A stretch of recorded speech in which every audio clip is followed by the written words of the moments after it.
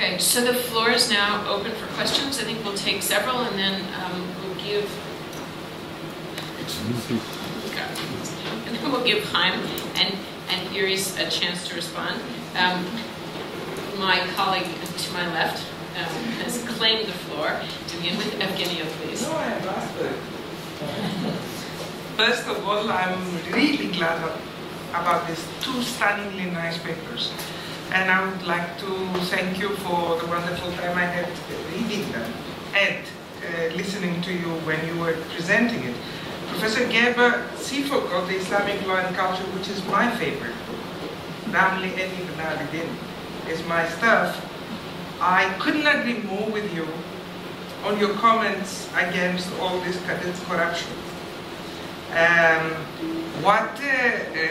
Historians, because I teach both in the law faculty and in the history department, I see the difference in approach between the two sides. You know, the lawyers want to iron everything, so there would be no exceptions. And the historians thrive on exceptions. But on top of that, we have not, all of us seriously, discussed what are these sigils about. That they are not formal registration of all cases that are coming, that are not necessarily litigation cases. It could be just registration of claims or notarial work. And even this registration is done after somebody has asked them to be in this book and they have paid for it. Therefore, for Boach and Koskel to sit down and do statistical things on that, it is rather stupid, basically. I'm sorry. Therefore, I couldn't agree more with you about all this story about the Qadi corruption. Of course there is corruption in cases. As you have mentioned, the naib is a problem sometimes, and this is where my question comes. The Ottomans had a circulation system, but the naibs were very local. And since they were very local, they could potentially create a problem in terms of favoring certain parts, not necessarily askeri, usually, but not always, and not exclusively. So this is where my question comes in. These naibs and their territoriality that would create potentially a problem in law and justice. And I have a case from Crete that you would love when the whole Kazakh goes to the Qadi court to complain about their governor because they have forced them to become kefil bin nafs to each other after a revolt. And they get it wonderfully right in the Qadi court, and they don't even need to apply and send their shikayat to the center. When it comes to Iris, I love the way you put the Qadi courts into the picture and say that they are part of all this change. Similarly, and this goes to all the modernists there, this question. All of them, this corner there. Yes, you sat on purpose together.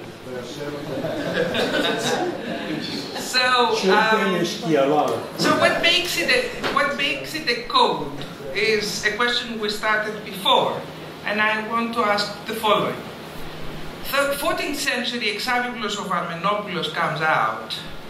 It's the first codification of Byzantine law that has chapters, organized, quoted extensively, both in Byzantine courts and throughout the Ottoman Empire, was the civil code of the Greek kingdom up until 1950s, when we actually got a civil code. Is this a code? And if the land code is a code, why there are no things about measurement? Why do you need an iradeh afterwards to fix all these problems the same way it was done before? Why do you need serh for all this if it is not conceived as an intellectual activity that needs to be redefined?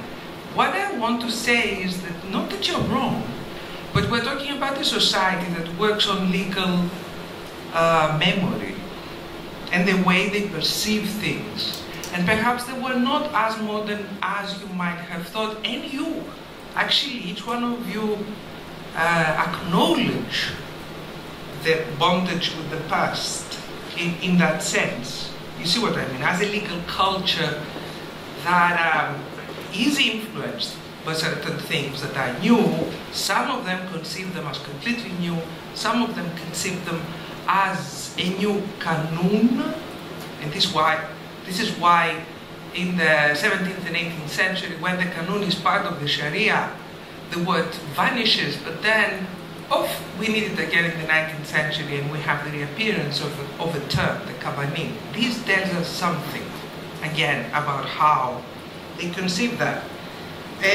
When it comes to Sharia, it's not all sacred law, and they know it very well. And a large part of the muamalat is not sacred law, and they have absolutely no problem changing it. And discussing about changes too. And finally, I think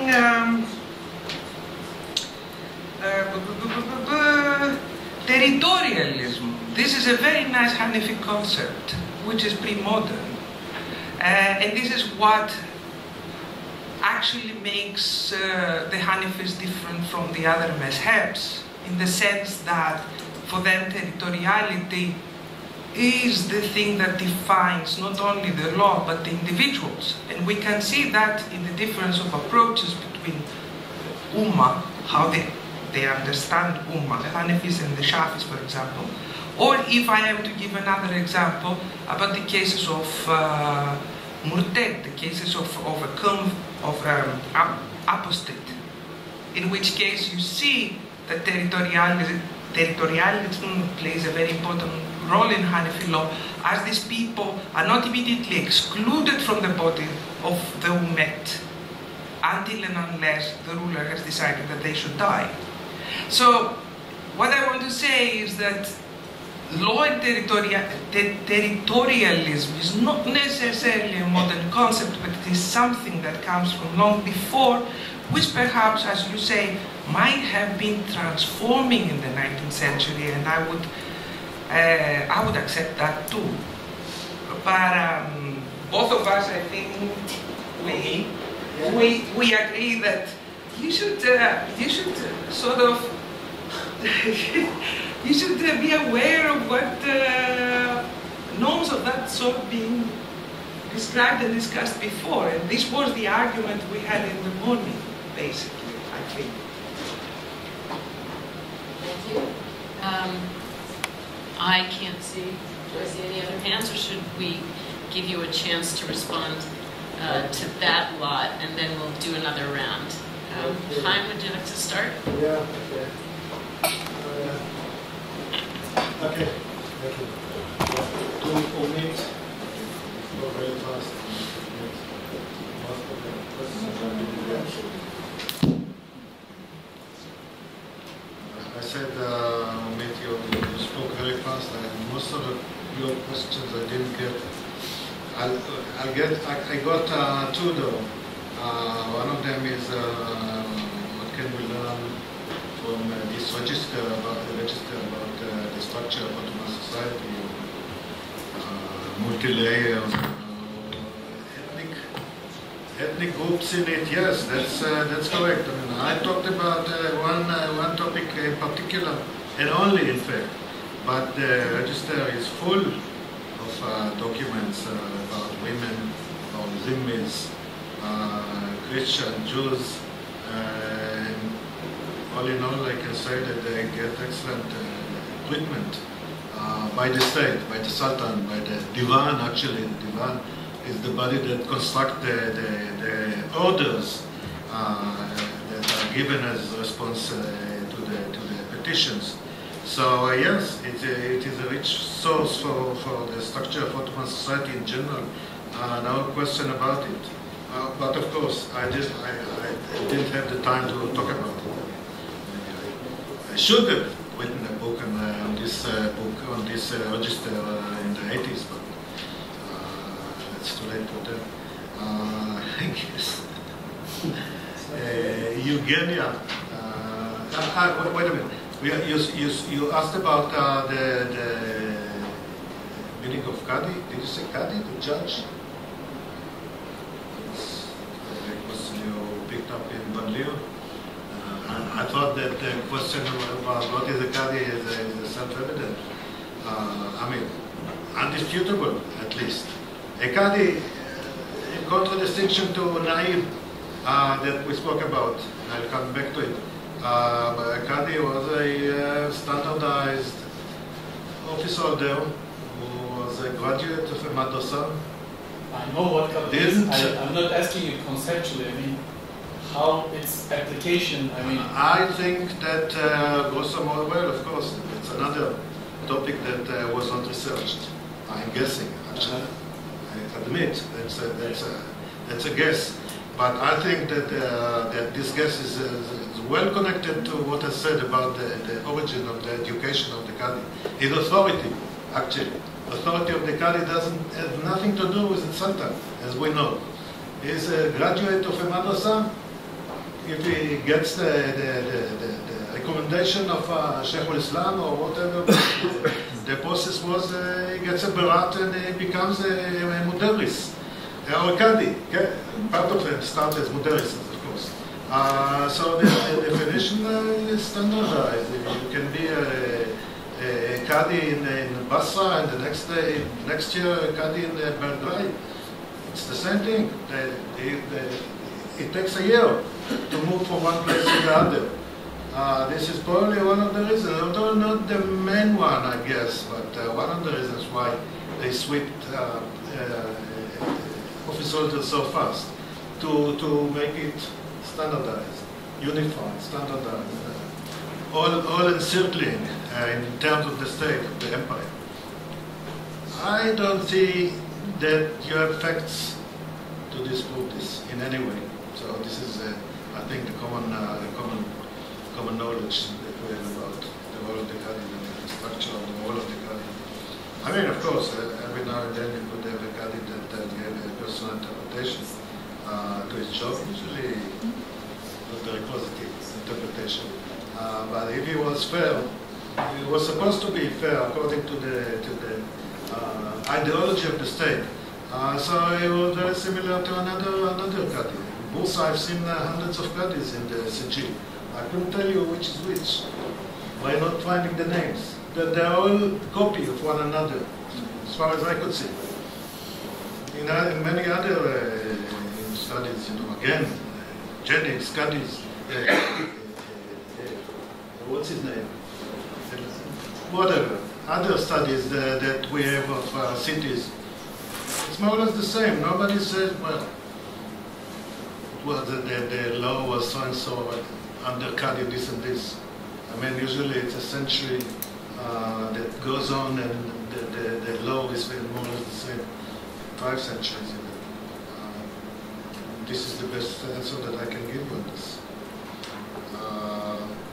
Eugenia, you mentioned the Naib. I thought there was a problem with the Naibs. As you mentioned, the Naib, our Qadis, deputy Qadis, yes, were the ones mainly who were involved with corruption. The Ottoman government, in these petitions, orders, mentions that it was illegal to hire local Naibs. It also mentioned that throughout Ottoman history it was illegal, not only now. And the reason is given on the table. No, you don't have to look for a hint or something. Because they were involved with local strongmen, local Lior, as they call them, officials in one way or another. And the shirke, that these two groups made together, shirke, they call it in English, the companionship that these two groups created, led to corruption, nepotism in Israeli terms. I guess in Turkey it goes also. So this is the story of Naibs. That's the only question I got from it. So that's a question that I have. maybe I missed some. Iris?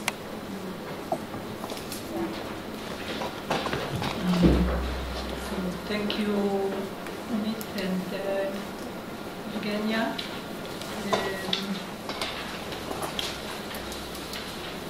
I think there is some sort of misunderstanding here about the debate about codification. I try to and there's some sort of confusion between this and the question of continuity and change. I don't think there is anyone here that tries to describe modernity as something that just broke out like a war one day, and it's always very, very difficult to actually put the finger on. Yeah, exactly, and to show how things at the same time continue and change, but still, this is our job. We need to make this, to show how these things happen on the ground, and also to conceptualize them, and to say if that is something that became at some point massive enough to be considered as different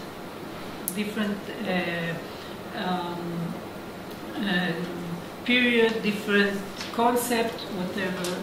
And I don't think also that anyone will argue that there is no differences, principal differences between early modern period and culture and that of later what we call modern. The problem, of course, is to decide what belongs here and what belongs there, and how we define these differences. And this is where the debate lies. And so this is one point. The other one, of course, is the definition, as definitions which are, to my mind, very important, because definitions must explain something. If they explain everything, they don't explain anything. So we need and that's also what the debate is about.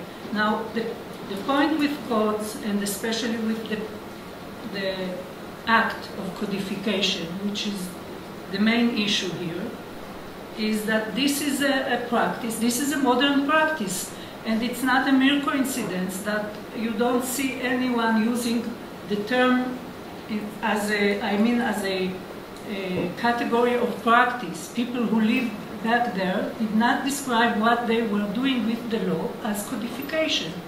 They do it when, in the 19th century, after Bonaparte, who is actually the one who started with this whole trend. So, and this can be, it's not only a symbolic thing. There is changes that are very important there, and things that are not the same in earlier what you call codes. Now there are, of course, also differences between codes, modern codes. So I think, I'm not expert on that, but I think the land law is very different from the Mejele, of course,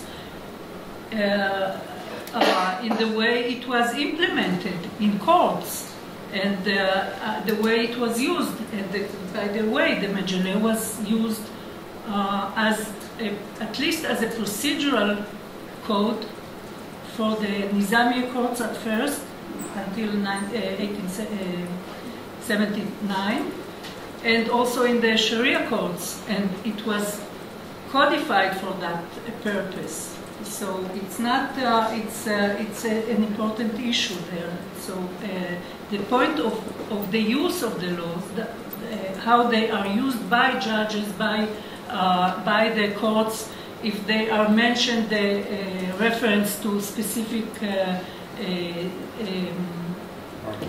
articles, I'm thinking about Medeler, etc. So they are confusing me. This the terms here. So these are important issues to understand these differences. So this is one issue. You mentioned territoriality, and I think I might have been misunderstood when I talked about the Family Code of 1917 as a territorial law. It's not, I think we are not talking about the same issues. Territorial law means law that applies all over. It's an equal law for everyone, but everyone in the territory.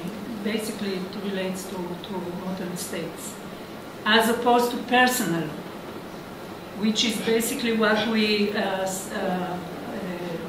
if we talk about the family law later on in the colonial period, which is described as the Ottoman law, but it's actually not the Ottoman because it's not territorial law. It was territorial law when it was codified by the Ottomans. When the British and the French used it, it was personal because it was religious law. And that was a new thing after the Ottoman Empire was dismantled. So that's what I meant when I said in my presentation that the family law, that was the reason why I think it is so important, and this is exactly the aspect of this law that is totally ignored. Everybody mentioned it, but that is the fact that there was such a law, such a codification, and nobody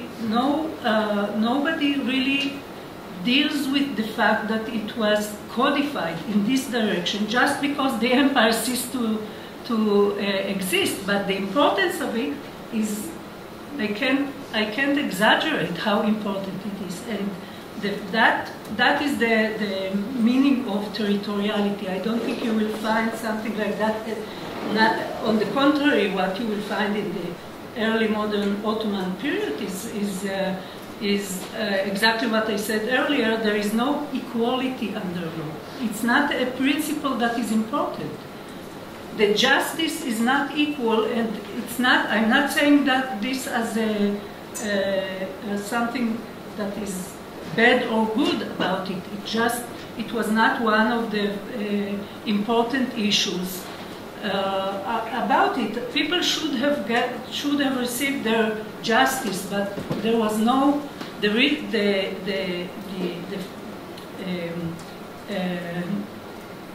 characterization of it as equal to everybody else was not part of the deal.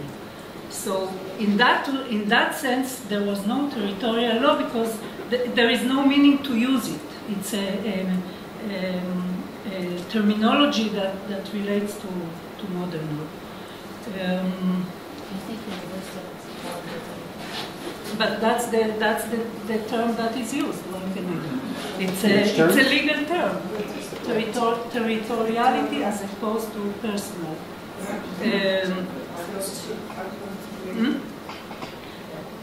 So this is what else was there.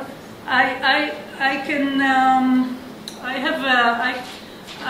will take issue with. It's not a point that you made about my presentation, but about Gerber's presentation. The issue of that the statistics that Edirne and George are making is meaningless. I think it's very important what they are doing because they develop a very delicate and thoughtful criteria to make this, to turn this, not to repeat earlier kind of quantifications of Sharia courts, of sigils, but to develop something which is much more connected to the structure of the society where these court records were registered. So this is actually, I think, an important contribution to the field. This was a note against me, so no, I just Does anyone else have any questions? That's one of. Just wait. See, they don't use the word code. They use the word kanuname for a purpose. Okay. Can I ask you a question, and then you come back and answer this? Okay. Oh, and Avi, I'm Just sorry. a comment on the terms. We go back to the same issue.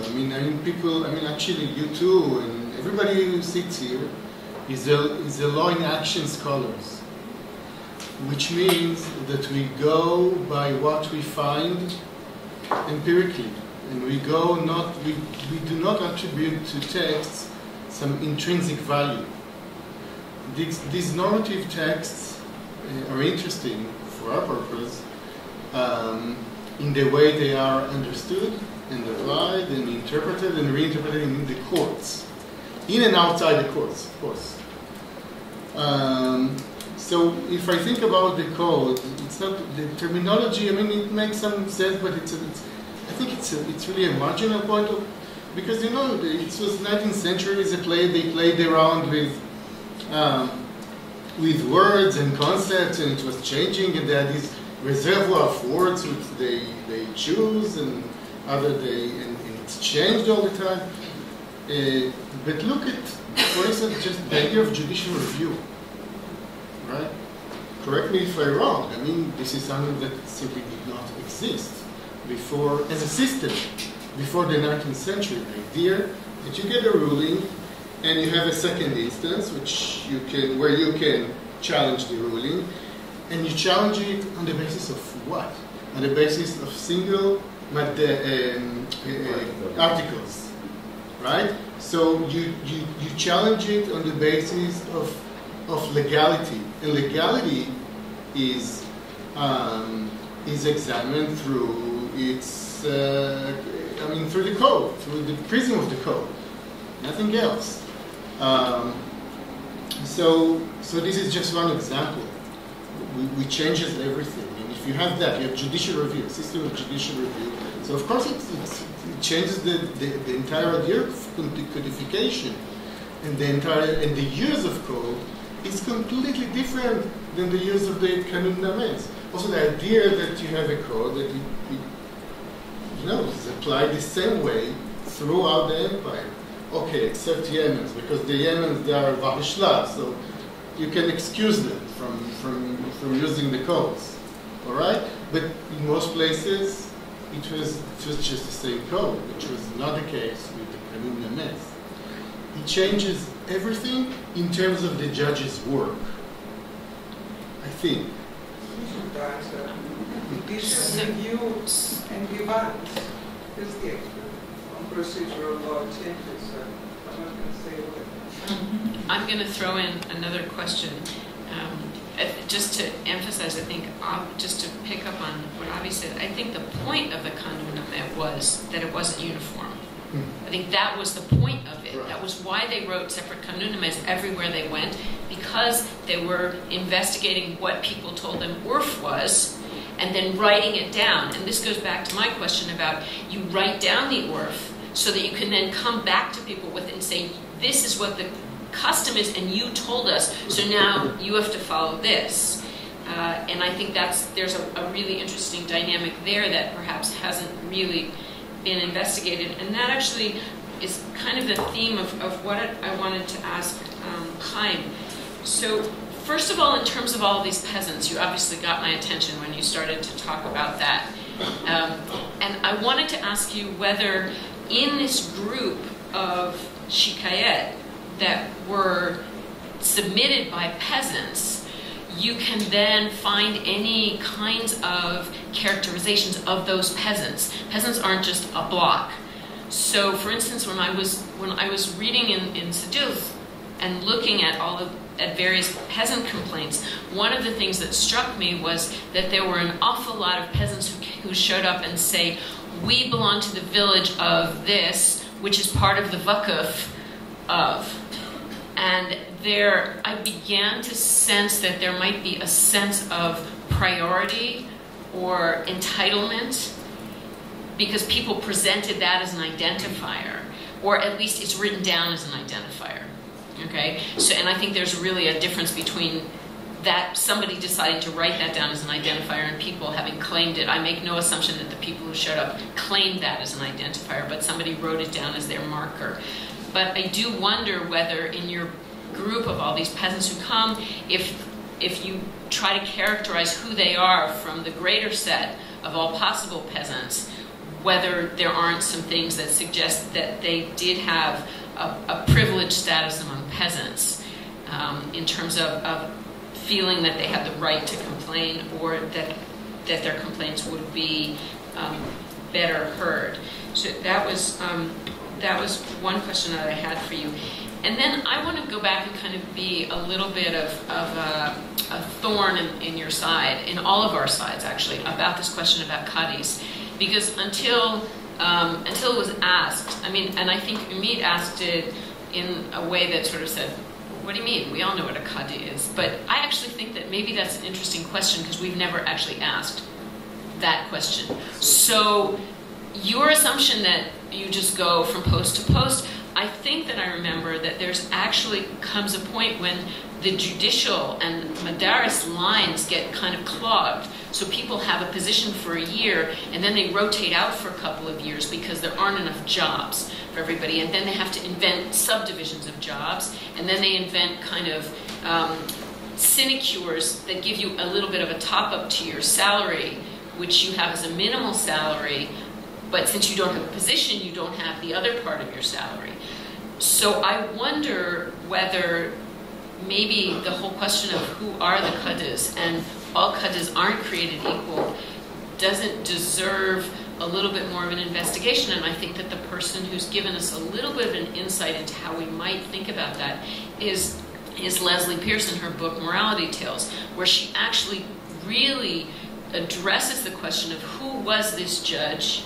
Where did he come from? What had been his previous positions? Does he have an agenda in adjudicating? And she writes rather convincingly about how he chooses from among the possible ways to frame a case in order to present a particular kind of opinion, and he chooses to ignore certain aspects of a case in favor of other ones, and then she kind of speculates on his motives for that, for not wanting to kind of put in the forefront a particular kind of conflict, but rather subsume that into something else. So I think that there's a little bit more space for judicial activism, for differentiation among qadis, that we would have to think about a methodology for addressing. Your Shikayat Defterleri might be a place to start to do it, just because if I understand correctly from your presentation of these went to different qadis all over. So instead of, in contrast to a particular volume or two volumes of sijilat, of sijilat, where you have a qadi, you actually have a whole group of them. And so I really started to think about that, and I don't think that we should just let go of that quite so easily. So those were my points, and I think Evgenia wanted to add something. Or not. Okay. So then Avi's point and my point, and are there any other questions? We do have a couple minutes before we go back to you. Anything? Okay. I didn't write down the last question, so I'll start with it. I think you are too optimistic, to say the least. It's enough to point out that Leslie Pierce, what she said about the Qadi of Aintab, he's a guess. We don't know if this was, even that simple fact, we don't know if it is true, that this man that she specified was indeed the Qadi of Aintab, right? Am I right? So there you have it. You cannot proceed really beyond saying or admitting that you're just guessing that this was the guy. Whatever he was, whatever he was not, whatever. Come on. Let's decide first of all if this is the man. No, I mean, your question is very good. I'm not saying that the question is, baseless or not helpful, but try to find the material to prove it. That's always the question. That's the struggles that I have with the eshkiyas there in the corner. You enter the detail, not me. You know, your theoretical questions are excellent, but show me the material to prove it. And don't tell me that if you don't have the material, you will invent your own explanation. Well, I don't mind it. This is my red line. If there is no hint in the document, don't try to invent a hint, an explanation, whatever. So this is what I have to say about this question. If you have material, and you can really say about it, because, for example, on the Qadis in the Shikayet, nothing that you can say. You have name of a Qadi, you know, where he served, that's it. You know, what were his intentions, what he wanted, what he decided, what is his position concerning this half retirement. All these things are to be studied, you know. And frankly, I don't think the material is excellent. Maybe in the uncodified and catalog, the part of the archive, there are the answers. Good luck. Well, I'm sorry, that's a realistic answer. You said about the villages of wax. Well, there is a large group of petitions in the register about villages of wax. They were, for the most part, represented by Ali Aga. I think his name was Ali, the manager of the entire, Evkaf is Salatin of the empire at the time of the register, and he represented very strongly everything that happened to what villages. So it is not really relevant, because those who came on their own to the Qadi court didn't come with the manager or Mutavelli of the Efkaf Salatin. You know, he did the job for them. So I don't know how many of them really complained. All of them probably, if they had a trouble with officials. But still, you know, you didn't pinpoint really a question that exists concerning these communal complaints. And this is that if we're talking about 2,000 people who came to court, certainly no 3,000 people came to court. They inundate the entire village, you know, and nobody could work in such a situation. Probably a representative of them came. So they were leaders by somebody. Who was this leader? How it was elected? I don't know at all. No hint about this. So they say, the Qadi said in his letter, the order said that Qadi X sent a letter saying and said the Umumi Jumhur of, for example, Umumi Jumhur, the general public of a Qadi, this and this, came to court and complained against the Mutasellim and this like this. That's the information that I have to live by this. I cannot augment it, invent other elements, that's it. I want to say about the codification, although I wasn't asked about it. There is one question okay. Codification. I think having done some work on the 19th century, I wrote a book on the administration of Jerusalem at the end of the Ottoman period, and some books on the 17th century. So I can really sense something that maybe either side of the debate are not sensing. I mean, feeling the meaning of the material I've been working upon. Now, what I mean specifically, when I remember my material for Jerusalem, the Ottoman Empire as a state, I mean, Jerusalem, Sanjak, as an example, was 10 times more orderly than Jerusalem, Sanjak in the 18th century. It was really a mayhem sort of situation. Now, close to it. And here, there were officials getting salaries, state developing a health system, a road system, all these things that never existed in the Ottoman Empire in the 17th century. So to say that there was no development, I think insane in a way. But on the other hand, when I look at the 17th century, it's a state, a society that are functional to a very large extent. Relatively conveniently, a lot of crisis, but still moving on as a state. I mean, I said about the Mühimme in Jerusalem. Jerusalem was born in the 17th century, an exception. Well, actually, I'm guessing I did work on Jerusalem in the 17th century.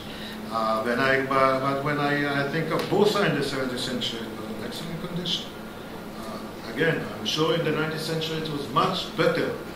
But so to say it was either or, I think it is an exaggeration.